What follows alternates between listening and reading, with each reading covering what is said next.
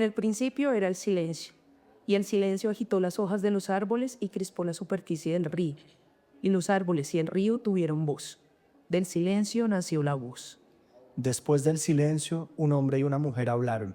El silencio se entrometía en las pausas y cada uno escuchaba al otro. La mujer escribió las historias, las transformó, las moldeó, las creó de nuevo en el silencio. El silencio le hizo espacio a la obra. En la noche, un joven lee el libro que su autor favorito le ha firmado esa mañana. El amanecer lo encuentra todavía despierto, con el libro en las manos. Escucha la voz del autor en el silencio. Lo escucha mientras lo lee mientras lo escucha. Escucharnos es leernos. Bienvenidos a la programación oficial de la Feria Internacional del Libro de Bogotá. Bien, buenos días a todos. Les damos la bienvenida a esta charla con dos expertos editoriales asociados con una escuela editorial en una idea de diagnóstico, líneas de trabajo y fortalecimiento de revistas científicas a propósito del marco en el que nos estamos moviendo de la Universidad Nacional de Colombia y el silencio agitó y pues las ya actuales convocatorias. Estamos con Joana Sánchez, que es bibliotecóloga con maestría en Información y Comunicación Científica, experiencia en procesos de indexación de revistas, administración de OJS, calidad de metadatos y colabora con la revista Biblios y es gestora del portal de revistas de la Universidad Nacional de Colombia. Joana, bienvenida, muchas gracias. Gracias, Julián, a ti. Y también estamos con el profesor Andrés Pavas, él es profesor titular de la Universidad Nacional de Colombia, editor asociado de la revista Ingeniería e Investigación y es un entusiasta por la comunicación abierta del conocimiento. Profe, bienvenido. Muchas gracias, muy buenos días, muy contento de estar acá por ustedes, gracias por la invitación. Profe, muchas gracias. Hay para ponerlos un poco en contexto de lo que vamos a hablar el día de hoy, traemos una propuesta de escuela editorial. ¿Cuáles podrían ser algunas de las líneas para fortalecer ese trabajo editorial? Pero, profe, me gustaría que nos hablara un poco acerca de por qué la labor editorial funciona como una estrategia académica efectiva. ¿Por qué es importante que haya una formación en los editores? Bueno, primero una parte importante de las tareas editoriales que desarrollamos y de mucho lo que en lo que se va a prestar servicio de formación, de instrucción y de experiencia tiene que ver con la producción de conocimiento que se hace en las universidades, que no es la única, pero sí es una parte importante de la tarea que se desarrolla. La comunicación pues hace parte de lo natural en gestión de conocimiento, el cómo se comparte, hacia qué públicos, con qué tipo de lenguajes, en qué formatos, y es en esa tarea en donde los gestores editoriales, los editores cumplen un rol muy especial. No basta simplemente con charlar, con aprender, con hacer experimentos, con integrar saberes, epistemologías, realmente se requieren unas competencias muy específicas que asisten a que este conocimiento, estas maneras de interpretar la naturaleza, el universo, el pensamiento y la imaginación lleguen a muchos otros públicos, desde la sociedad hasta públicos especializados. Esa labor editorial en ese sentido es esencial y va mucho más allá del conocimiento experto que tienen los editores, que tienen los autores y que tienen también muchos de los lectores que tenemos. Entonces, ese conocimiento que parte también de seleccionar temáticas, de escoger cuáles son los mejores formatos, de abordar los aspectos tecnológicos que además de compartir conocimiento nos permiten que sea encontrable, que se pueda medir, que se pueda hacer visible, es parte de eso que no siempre se reconoce, que no siempre una vez tiene un artículo disponible, no siempre valora esos componentes, pero sin el ejercicio de gestión editorial no es posible hacerlo. Por eso también un ejercicio de una escuela de formación editorial no solamente asiste a cultivar competencias, a compartir aprendizajes, sino también a reconocer una de las labores que siendo centrales en el ejercicio de gestión de conocimiento no siempre ha estado suficientemente reconocida. Así que en ese sentido uno podría pensar que tenemos algunas tensiones en ese, digámoslo así, como puente entre el académico puro y el que tiene una experiencia editorial. ¿Podríamos pensar que surgen tensiones de esa dualidad? Pensando en la charla que estamos compartiendo con ustedes, recordaba un poco cómo ha sido la experiencia que he tenido en la revista en la que he sido editor jefe y que actualmente soy editor asociado y cómo ha sido mi experiencia de autor. Entonces pensaba que en este siglo nada más, en la revista ha habido una transformación desde recibir manuscritos en papel para evaluación, eso ha pasado, no lo tuvimos tanto en este siglo, pero pasó, a trasladarnos a una plataforma tecnológica que hemos utilizado en casi todo el mundo, que es el Open Journal System. Y eso implica unas transformaciones de cambiar la comunicación de un medio físico a un medio digital, y este medio digital requiere adaptaciones en cómo nosotros intercambiamos esa información y cómo hacemos el diálogo con la revista. Y hoy en día seguimos con la misma plataforma, pero con una intervención mayor de medios tecnológicos y también con una intervención mayor de otras redes sociales. Entonces, una primera tensión que existe es la adopción, la adaptación a unas formas de comunicación que no son las naturales en la academia, pero que son propias del ejercicio de comunicación científica. También es esencial, que es parte del valor agregado, del mayor valor que se tiene en el ejercicio de gestión editorial, todo lo que tiene que ver con la interoperabilidad, hacer que un documento sea visible, encontrable y medible, independiente de cuál sea la postura que tengamos sobre cómo se valora, cómo se reconoce, cómo se mide el conocimiento. Es esencial que esas opciones estén ahí y hace parte también de un valor que reconocen muy bien los gestores editoriales, pero que no siempre los autores y los lectores lo ven con claridad. También, por supuesto, el ejercicio de encontrar un equilibrio entre la calidad del producto editorial, la valoración de pares, el tiempo que nos demanda, es otra de las tensiones naturales que tenemos, y por supuesto la tensión natural más notable que tenemos en este momento es la manera en que la inteligencia artificial se vincula, uno, a generar, gestionar, transformar conocimiento, dos, a producir directamente medios de comunicación como pueden ser artículos, libros, videos, notas, y distinguir cuál es un trabajo que es auténtico y original y hasta dónde solamente es una máquina que se comunica con otras máquinas, y cuánto es lo que se debe permitir, pensando que también hay otros compromisos en términos del tiempo. También hay algo esencial en términos de las tensiones que tiene que ver con cómo reconocemos la labor de los pares evaluadores, que son quienes, siendo expertos, quienes conociendo sobre una temática, sobre un enfoque, nos dicen si esto para una comunidad es atractivo, si puede considerarse como un trabajo académico, científico, de divulgación, y que es también una de esas labores que en general está invisibilizada, es esencial, que le genera valor agregado, que por supuesto no está tan reconocido. Claro, es que ahí me hace pensar un poco que estas nuevas tecnologías lo que nos están haciendo es tener una mirada completamente diferencial a cada una de las etapas. Es que, de hecho lo vamos a hablar más adelante, pero desde la revisión preliminar de los manuscritos, esta revisión de escritorio, estamos siendo asistidos por inteligencia artificial en algunos procesos editoriales. También estamos haciendo búsqueda de pares con IA, o se podría hacer más bien, y estamos recibiendo, valga la redundancia, revisiones de pares que han estado construidas con IA o asistidas por IA. Así que estas nuevas tecnologías pues finalmente están incidiendo en el tipo de contenidos que estamos publicando, y hay que, digamos que pensarnos un poco, y hacia allá va mi pregunta para Johanna, y es ¿cuál entonces es la lógica de la difusión del conocimiento, pero también de la transferencia social de ese conocimiento? Porque de alguna manera tenemos que pensar que nuestras revistas ya no pueden solo difundir conocimiento, porque incluso una IA podría llegar a reemplazar algunas cosas, sin irnos a un escenario apocalíptico de otro estilo. Así que pues habrá que pensar un poco hacia dónde nos vamos, ¿no? En el global, pensar un poco en que esa transferencia debe hacerse diferente, pero en ese caso, Johanna, ¿tú cómo ves la idea de armonizar las políticas editoriales, considerando, por ejemplo, un sistema como el de la Universidad Nacional de Colombia, que tiene más de 60 revistas, tú siendo la directora del portal? ¿Cómo ves ese tema de la armonización de las políticas?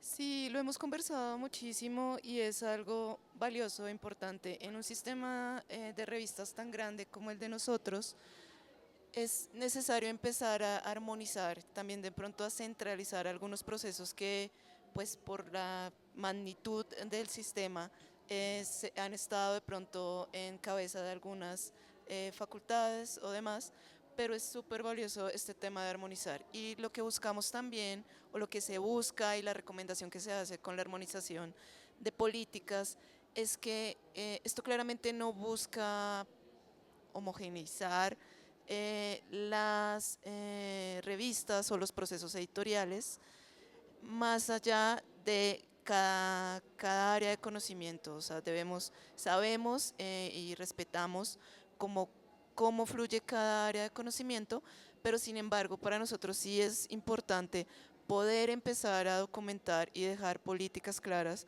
principalmente, como tú lo decías, como lo comentaba el profesor Andrés, temas que nos están impactando actualmente como es IA, temas que nos siguen pues, impactando desde hace mucho tiempo, que es la recuperación o la identificación de revisores. ¿Qué podemos hacer para ello? Y esta armonización pues nos da lineamientos para que empecemos a trabajar de una manera articulada, respetando las particularidades de cada revista. Ok, entonces aquí es donde nosotros planteamos una idea de escuela editorial como una respuesta institucional a lo que estamos viviendo hoy por hoy. En ese caso, la idea de armonización está pensada desde el punto de vista de que todas las revistas tengan como las mismas titulaciones dentro de su política editorial sin que necesariamente sean idénticas. Y eso, pues digamos que podría no ser necesariamente novedoso, pero nos ayuda a que la realidad de ese campo epistémico sea respetada, que haya como una especie de justicia en ese sentido, y también se proyecta como una estrategia para fortalecimiento institucional que sea permanente en el tiempo. Profe, una pregunta ahí. ¿Cuál podría de alguna manera ser la apuesta institucional, considerando, profe, que usted también ha sido directivo, profesor, editor e investigador, en esta apuesta de que tengamos una escuela editorial que se mantenga en el tiempo y que pueda consolidarse como esa estrategia para fortalecer el proceso editorial? Bueno, también en eso debo ser prudente, por supuesto, doy una opinión en calidad de alguien que ha compartido el grupo directivo de la universidad, que ha participado como editor de revistas y que ha acompañado otros procesos editoriales. Es una opinión que por supuesto no compromete a la universidad y en este conversatorio pues es parte de lo que podemos hacer. De hecho, yo creo que la escuela ya existe, porque la hemos tenido de facto desde hace muchísimo tiempo.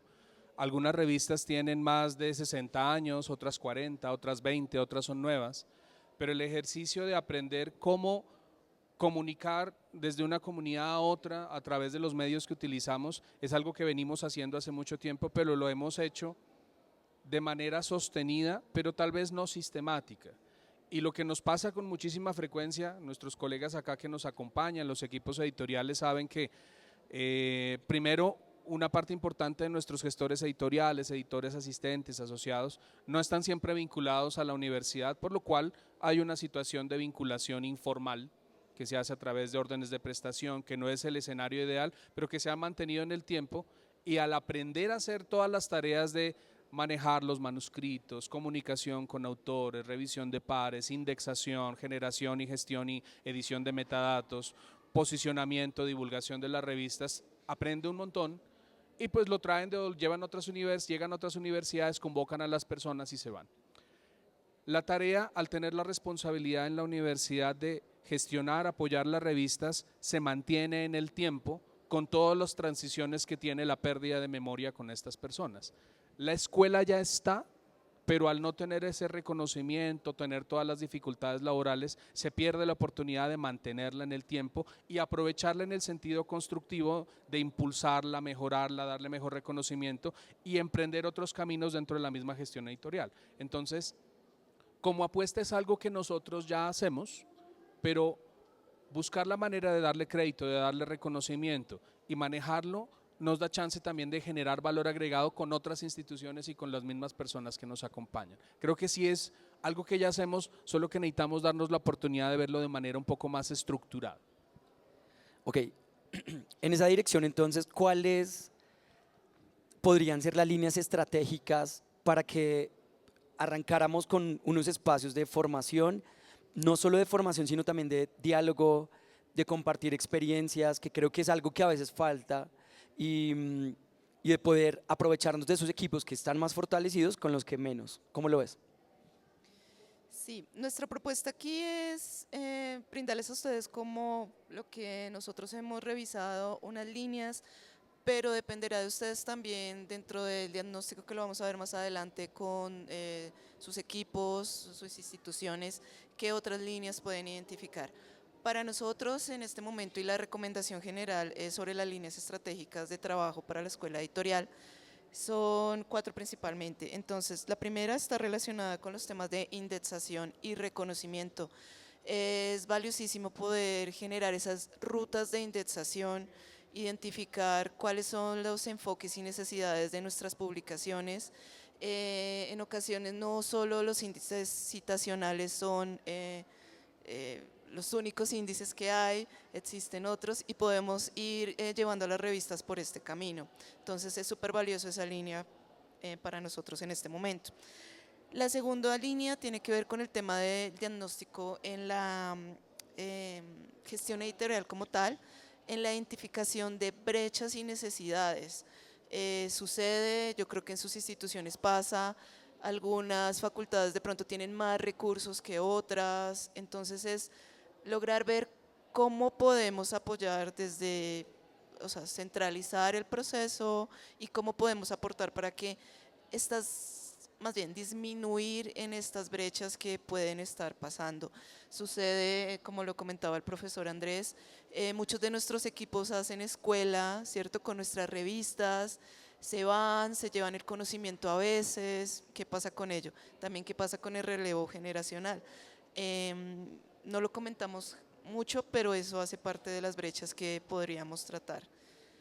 La otra línea que para nosotros parece, es importante, tiene que ver con la divulgación pública de la ciencia y el marketing digital. Esto es un tema muy valioso, es importante. Nosotros como editores no podemos separarnos de este tema. En ocasiones recibimos comentarios como, ¿a mí qué me sirve tener una red social y poner mi artículo allí? Es muy valioso y lo importante aquí es también hacer revisiones y análisis de qué es importante y qué me sirve a mí, a mi revista y a mi público. No es lo mismo hacer divulgación a través de una red social popular o a través de una red específica académica, o incluso los temas de marketing digital no solamente tienen que ver con esto, sino cómo hacemos la divulgación, cómo bajamos esa información académica a públicos más generales, cómo usamos mecanismos como podcast, entrevistas, en fin. Entonces esta es una línea muy interesante que algunos equipos editoriales aún no exploran, de pronto por el temor y por ver la ciencia, si me permiten la expresión, como un ladrillo y no quieren acercarse a estos medios. La otra línea, me hacen falta 2 líneas, la siguiente tiene que ver con la colaboración, las redes de colaboración y la propuesta de, que debemos mirarlo, de revisión abierta. Este es un tema que ha estado rondando, algunas de nuestras publicaciones aún no se animan a ello. Posiblemente esto nos ayude a ampliar nuestras redes también de colaboración, también en temas de transparencia, posiblemente de calidad editorial.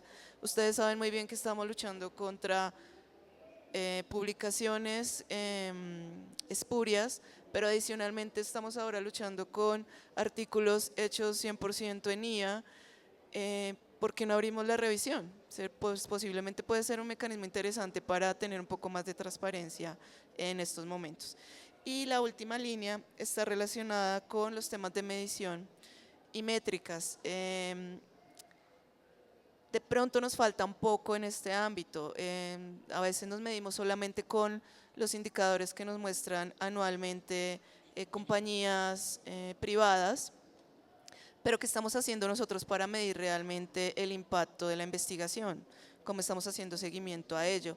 Entonces esta es una línea muy importante y creo que cada línea tiene unas aristas muy grandes que en otro momento podríamos conversar más sobre ello. Ok, perfecto. Entonces, pensando en estas líneas, también nos hemos pensado que haya como una especie de nivel de intervención de acuerdo al desarrollo que tenga cada una de las revistas. Y lo hemos dividido en 3 partes. La primera sería un modelo de consolidación básica, que son estas revistas que necesitan una intervención en política editorial, tal vez en plantilla, revisar cómo está toda esta parte de metadatos, de interoperabilidad, cómo está el OJS, cómo está toda la información que pues ya sabemos que necesitamos para preservación digital, para pues digamos que todos los requerimientos básicos. Un segundo modelo que sea de indexación y reconocimiento, como muy en concordancia con lo que nos comentaba Joana. Y uno tercero que es para las revistas que ya tienen una política editorial sólida, actualizada, una indexación también ya, pues digamos que consolidada, déjenme usar esa misma palabra, sino que nos vamos a ir a la parte de divulgación y alcance más allá de las redes de difusión, yendo a pensar un poco transferencia social, pensando en comunicación pública de la ciencia, periodismo científico y cualquiera de esas otras líneas. Y de hecho, pues también hemos pensado que si los presupuestos lo permiten, tengamos como unas bolsas o una posibilidad, o proponemos que existan unas bolsas de apoyo para que cada una de esas 3 etapas o modelos de intervención puedan ser de alguna manera pues resueltos. Profe, quiero preguntarle algo en ese sentido con lo que nos contaba Joan en las líneas estratégicas y un poco esos modelos de intervención, cómo el diagnóstico va a ser un punto de partida metodológico y hacia dónde lo podemos pensar para que no sea como punitivo, sino que sea en un sentido más de la formación de los equipos editoriales.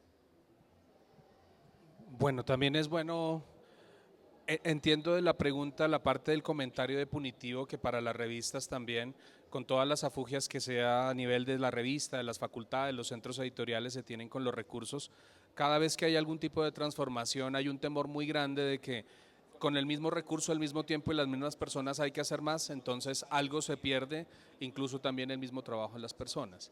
Entonces, es necesario conocer cuáles son las necesidades que se tienen en cada caso, y también Julián creo que lo describe con claridad.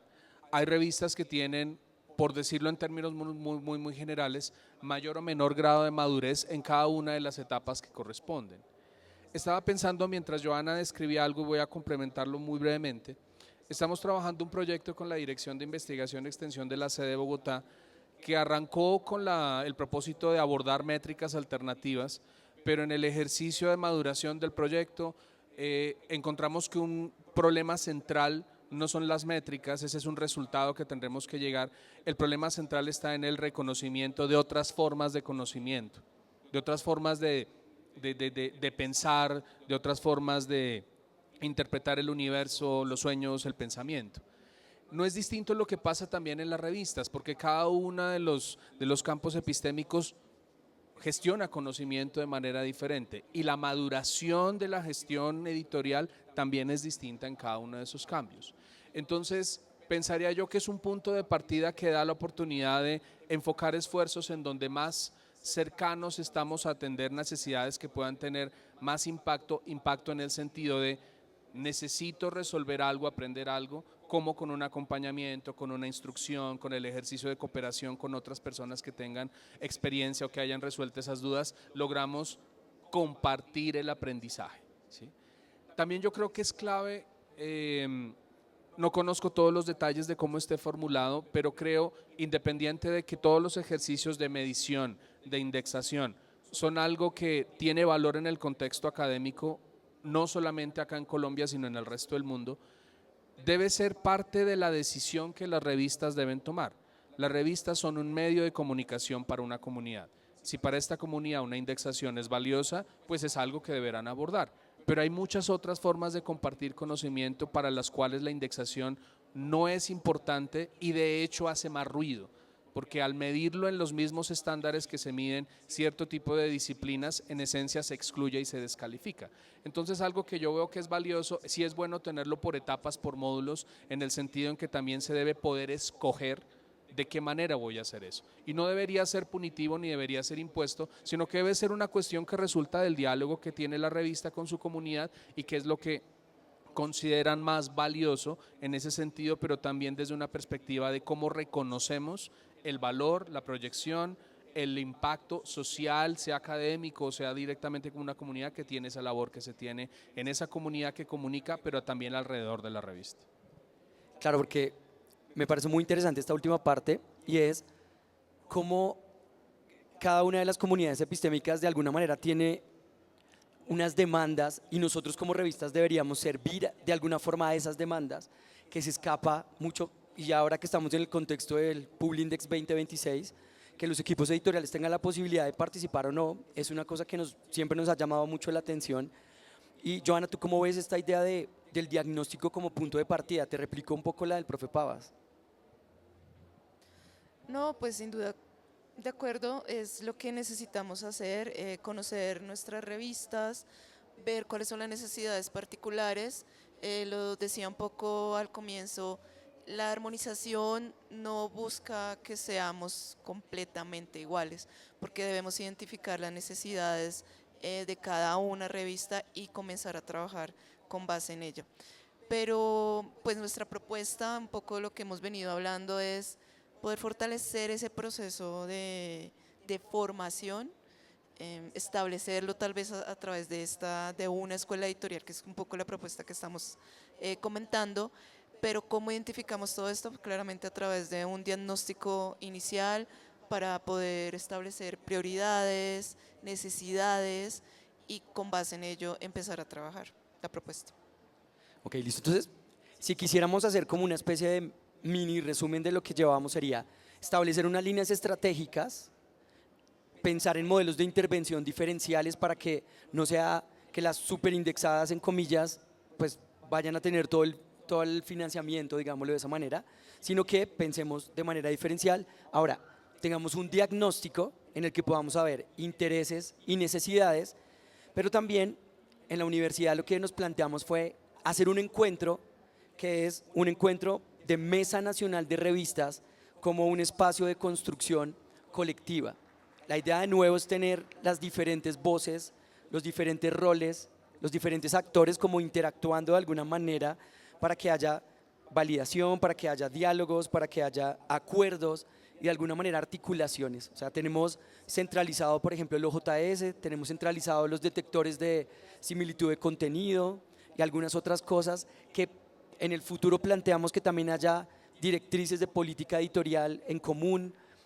Hoy por hoy estamos hablando de nuevo de esta idea de cuáles son las cosas que permitimos y no de intervención de IA, qué vamos a hacer con el lenguaje inclusivo, qué vamos a hacer con los saberes ancestrales, tradicionales y etcétera. Así que sí necesitamos tener un marco común que va a partir de la Mesa Nacional, y estas mesas nacionales son encuentros que también les queremos proponer, que son presenciales, en las que tenemos charlas con expertos, discusiones, pero también matrices de acuerdos que nos permiten, pues, de alguna manera saber cómo eso se va a sostener en el tiempo. Nosotros ya hicimos nuestro primer diagnóstico nacional, nos fuimos muy fuerte con las más de 60 revistas que tenemos en nuestro portal, y me gustaría mucho que Joana nos contara cuáles fueron las 4 mesas que se consolidaron para las prioridades de, ya en nuestro caso, Universidad Nacional de Colombia. Sí, un poco ya las habíamos planteado al inicio. Las 4 líneas en las que vamos a trabajar pues son metadatos e interoperabilidad, un tema súper importante, fortalecer el tema de la calidad del dato, cómo depositamos, cómo nos cosechan y demás.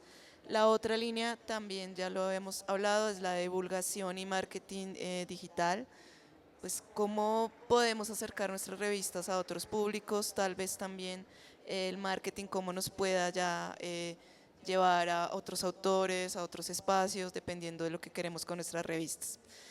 La siguiente línea pues está relacionada con la optimización de flujos y tiempos de trabajo. Aquí buscamos también fortalecer más el uso del gestor editorial, una herramienta que permite tener trazabilidad, centralizar procesos, que evita fugas cuando hay estos cambios en ocasiones tan rápido en los equipos editoriales. Y la última línea está relacionada con todo lo que tiene que ver con ética editorial y buenas prácticas. Lo hablábamos un poco al inicio, también el tema de armonización nos permite crear todas estas políticas, buscamos reforzar estos temas, ya lo hemos conversado, ya lo hemos escuchado, recibimos documentos con prácticas que no son buenas prácticas, entonces cómo apoyamos a nuestros equipos para que identifiquen pues todas estas prácticas indeseables en la gestión editorial.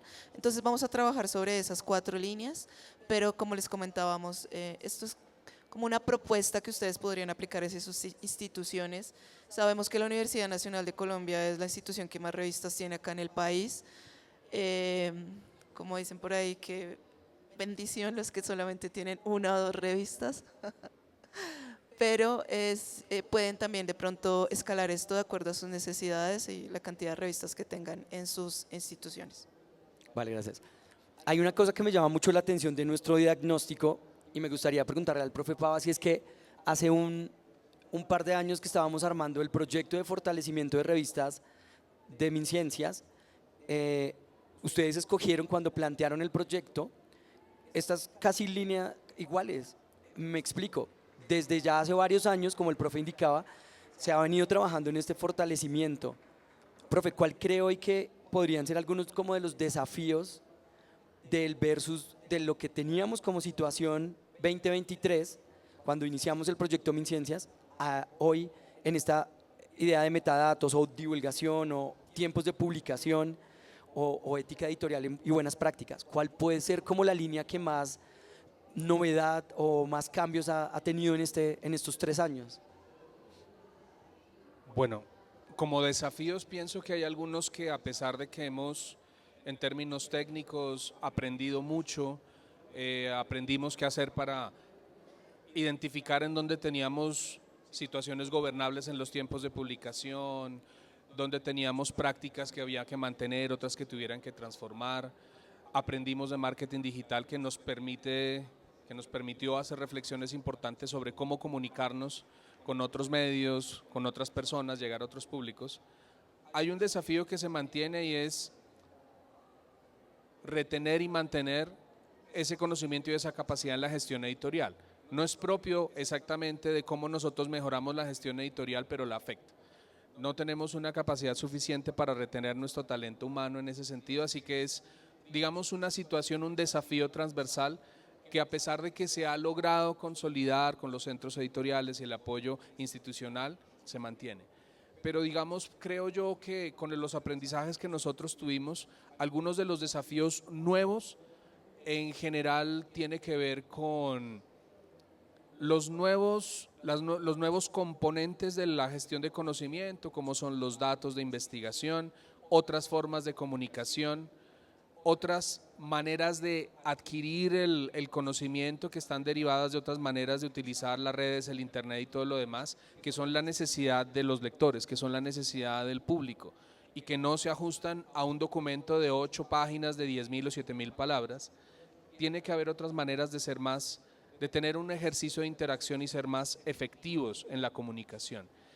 Y por supuesto, todos los temas de... Hay un problema central con la inteligencia artificial y es que no tenemos capacidad para realmente verificar que un texto, que un documento, que algo que se produce sea auténtico, a excepción de la experiencia de los editores y del diálogo con un ser humano. Cuando dos personas que conocen de una temática se sientan a charlar sobre esto, se reconoce claramente que algo es original, es auténtico. Entonces también hay un ejercicio de comunicación que tendrá que evolucionar a que nosotros como revistas hacemos un ejercicio de los autores a través de la gestión editorial a un público, pero no hay retroalimentación.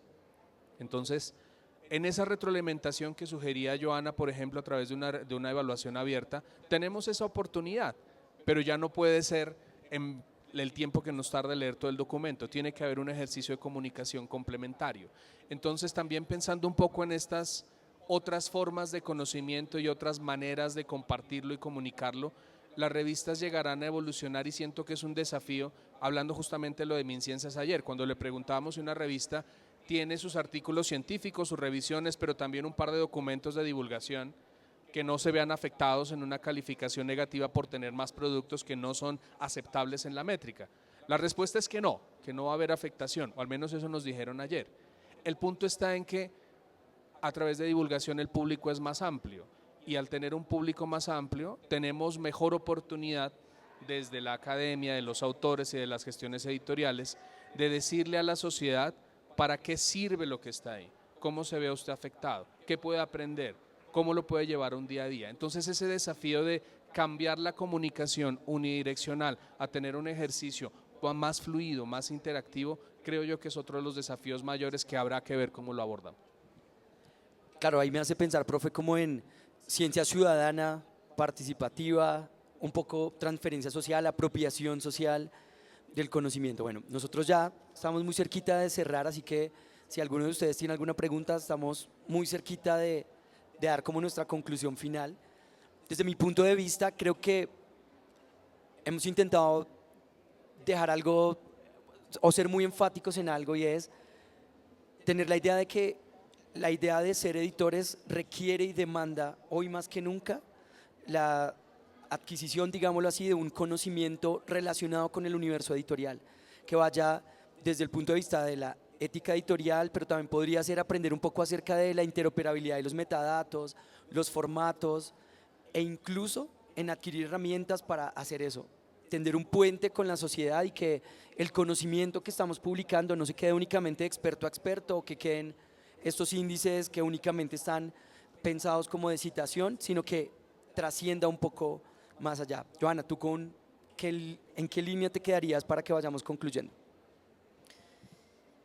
De manera general, puedo decir que más que una línea, es que lo que buscamos es fortalecer estos procesos de formación dentro de la universidad, porque pues bueno, hay estrategias, ustedes saben muy bien, el currículo del editor de CEVELAC, pero de pronto no se ha actualizado.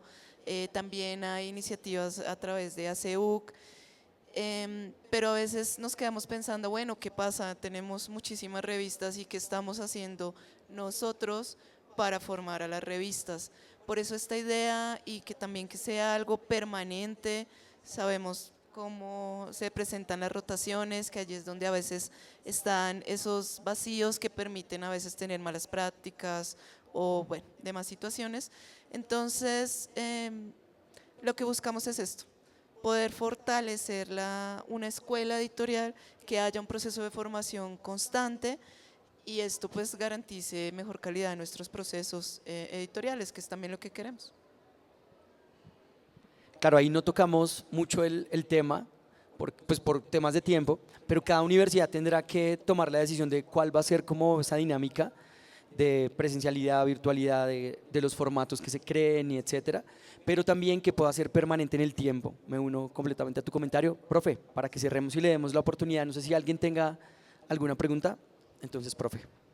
No, muy brevemente, yo creo que cualquier apuesta que hagamos por reconocer, por capacitar, por darle visibilidad a nuestro talento humano siempre va a ser una buena apuesta, porque así como en la docencia, la investigación, la gestión editorial se hace con convicción, con mística y sobre todo con mucho amor por lo que se hace. Entonces yo creo que cualquier apuesta que tengamos en esto sin duda vale la pena, y hay que buscar la mejor manera de proyectarlo. Mi pregunta está relacionada con mi título mismo de la charla, del conversatorio, Escuela Editorial. Ustedes pues están realizando un diagnóstico que permite justificar la creación de pues unas dinámicas de formación al interior de la universidad. Yo trabajo en el Instituto Colombiano de Antropología e Historia, también como entidad del Estado. Me gustaría saber si este proceso de formación está pensado para las entidades del Estado en un futuro, o incluso para público general. Existe por supuesto el diplomado el en gestión editorial y corrección de estilo, pero pues está enfocado en temas pues muy amplios, pero claro, este ya va específicamente a edición científica. Entonces me gustaría saber si en el corto plazo, ojalá, esta iniciativa de diagnóstico está pensada para una formación ahí sí para público general o especializado a través de una educación continuada. Gracias. Bueno, muy buena pregunta, muchas gracias. Como dicen por ahí, primero tenemos que organizar la casa. Y una vez hecho esto, sí hemos conversado, hemos tenido esas conversaciones de qué pasa si esto ya hacemos un proceso de extensión. ¿Qué pasa con esto? Incluso lo hemos pensado en el sentido de, ustedes lo saben muy bien, a veces el tema de recursos económicos para nuestras revistas es escaso, es difícil. También hemos pensado si a través de extensión podemos formalizar esto como un curso al que puedan acceder demás personas, y de allí también poder obtener recursos para seguir fortaleciendo las revistas. Entonces, lo hemos conversado, pero en este momento no es algo oficial que se vaya a generar a través de la Universidad Nacional de Colombia. Entonces, pero sí está en la mesa. Entonces, Un ejercicio también que hicimos en el marco del proyecto de mejoramiento para las revistas con los recursos de MinCiencias, que hacía parte del marketing digital, era aprender cómo utilizar estas microcredenciales, utilizar unas etiquetas que son persistentes y que hablan de unas competencias específicas.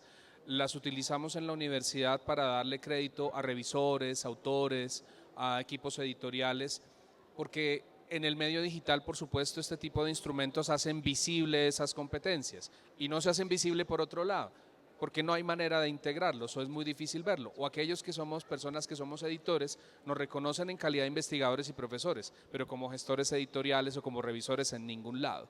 Entonces, aprendimos también en este ejercicio que este tipo de instrumentos asisten a ser más dúctil, mucho más móvil este tipo de reconocimiento de tener una cierta habilidad. Entonces, más allá de que la sugerencia que hace Joana de trabajarlo como un ejercicio de extensión para personas que sean externas a la universidad, también hacerlo sistemáticamente, pero no curricularizarlo, da mucha más flexibilidad. Y esa es también al menos una idea que se ha discutido y que pues tendrá que evolucionar una vez tengamos nuestro primer ejercicio dentro de la universidad, pero pienso yo que ese tipo de flexibilidad es también muy propio del entorno actual, en donde hay personas que prefieren tener créditos, microcréditos de algo, microcredenciales, en lugar de hacer un programa de formación de una especialización, una maestría o incluso un pregrado, que son varios años y en el que la inversión puede ser además de mucho más alta, mucho más compleja. Entonces, esa flexibilidad es algo de lo que hemos discutido y que también es mucho más cercana a las necesidades reales de la gestión editorial. Para complementar, y si alguien tiene una pregunta, creo que nos va a dar tiempo para una más. Dentro del proyecto MinCiencias y también esta idea de mesa nacional, por ejemplo, en la parte de ética editorial creamos un formulario de más de 60 o 70 preguntas en las que habían unos campos que para nosotros eran obligatorios de alguna manera armonizar, y los equipos editoriales iban revisando como en una especie de checklist. Eso uno. También creamos un documento de estrategias de divulgación que reúne 25 posibilidades de estrategias de divulgación, de transferencia, de eventos, incluso actividades museísticas desde las revistas. Y ahora mismo acabamos de hacer el diagnóstico de intereses y necesidades. ¿Por qué lo digo? Porque estamos completamente dispuestos a que cualquier revista que tenga interés en que compartamos el material está completamente bienvenido. Les podemos compartir los formularios, nuestros resultados preliminares, para que seguramente puedan escalarlo a sus revistas. Tendremos las mismas necesidades en algunas áreas, unas de pronto muy diferentes por el campo de conocimiento en que estamos, así que eso también podría ser una primera apuesta, y es que colaboremos. Si ustedes ven con ojos críticos varias de las cosas que están allí, podamos comunicarlo, así que estamos también muy abiertos antes de que se consolide la escuela editorial ya como en una parte de extensión, pero estamos abiertos. Más adelante seguramente los resultados de la Mesa Nacional también podrán salir para que hagamos una discusión nacional. Creo que hay una pregunta adicional. Sí, ¿cómo están? Una pregunta rápida, es que llegué un poco tarde, no sé si lo hablaron, pero el proyecto me parece muy interesante. De hecho, yo estoy ahorita en un proyecto similar en una universidad, tratando de apuntarle la lógica de trabajar las revistas como una colección, que es el problema que pasa en muchas universidades, y es que las revistas surgen como proyectos individuales, incluso a veces hasta de personas, ¿sí? Pero no hay como una unidad institucional, y la revista no se entiende como un proyecto institucional. Entonces, y parte de lo que estoy haciendo tiene que ver mucho con la formulación de política editorial transversal. A veces, por ejemplo, tenemos revistas en la universidad en la que estoy, la Universidad del Bosque, donde hay algunas que elaboran sobre la IA 2 páginas y una elabora un párrafo y la otra no elabora nada, ¿sí? Entonces, digamos que una de las cosas que hacen los grandes grupos editoriales también es generar políticas transversales que se le apliquen a todas las revistas. En el proyecto, yo sé que la Universidad Nacional es muy independiente a nivel de facultades, cada facultad pues tiene autonomía, los proyectos van solos y muchos van muy bien solos, pero han pensado que este proyecto también lleve a que se estandarice una política editorial completa para las revistas de toda la Universidad Nacional y también incluso hasta a nivel de imagen, bueno, y otras cosas en las que uno a veces obtiene mucha resistencia, ¿no? De nuevo por eso, se entiende que las revistas son proyectos de escuelas, de facultades, de personas, etcétera. Sí, gracias. Sí, lo hemos pensado así, tal cual como tú lo comentas rápidamente, la universidad es muy grande, tenemos revistas en las 9 sedes, digamos que cada facultad también trabaja de acuerdo con su particularidad, pero sí buscamos hacer un poco eso, lo dijimos sí un poco al inicio, buscamos que nos armonicemos todos. Nosotros, Revistas en la Universidad Nacional, está asociada con la Dirección Nacional de Bibliotecas, pronto diferente como en sus instituciones, que puede estar asociada directamente a la editorial. Pero entonces lo que estamos buscando desde esta dirección es sí crear estos espacios para que podamos ir hablando todos el mismo lenguaje. También buscamos como apropiar un poco más desde la dirección ese rol frente a las revistas, de coordinación de revistas, y esta Escuela Nacional pues sí es la propuesta para ello y el espacio para ello. Sí, con respecto a la pregunta de Manfred, muy interesante. Sí, la idea es como tener una idea completa de armonización, guardando algún, digamos, como reserva de cada campo, cómo puede aplicarlo o no. Entonces, digamos, en la parte, solo para dar un ejemplo, de IA, vamos a que haya una declaración completa, lo más uniforme posible en el sentido de la extensión y los elementos que contenga, pero cada revista tendría la posibilidad de decidir si acepta una cosa u otra. Me explico. Algunos van a recibir manuscritos que tengan intervención para el inglés o cualquier otro idioma, pero alguna revista podría decidir que no, ¿sí? Entonces digamos que está pensado en armonización, no uniformización. Sí, uniformización, uniformidad en la política. Y pues va a estar como en todas las discusiones precisamente de la mesa esa posibilidad de armonizar. Muy bien, no sé si hay alguna pregunta final. Vale, profe, Joana, muchas gracias por el espacio y a todos los que nos acompañaron, también los que nos están viendo a través del YouTube de la Universidad Nacional de Colombia. Muchas gracias. Muchas gracias, buen día.